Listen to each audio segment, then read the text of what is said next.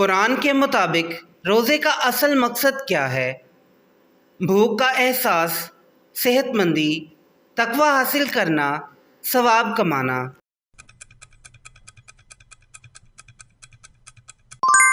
درست جواب ہے تقوی حاصل کرنا۔ رسول اللہ صلی اللہ علیہ وآلہ وسلم نے فرمایا، روزہ کیا ہے؟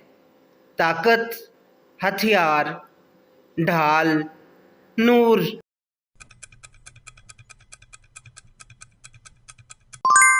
درست جواب ہے ڈھال۔ روزے میں کس چیز کا ارادہ ضروری ہے؟ جھوٹ نہ بولنے کا ارادہ، روزہ رکھنے کا ارادہ، عبادت کرنے کا ارادہ، نماز پڑھنے کا ارادہ۔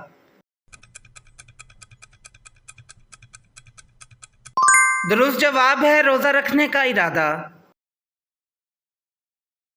حدیث کے مطابق روزہ دار کے منہ کی خوشبو اللہ کے نزدیک کس چیز سے زیادہ پسندیدہ ہے؟ مشک، عنبر، کافور، گلاب۔ درست جواب ہے مشک۔ قرآن کے مطابق مریض یا مسافر روزہ نہ رکھ سکے تو اس کا کیا حکم ہے؟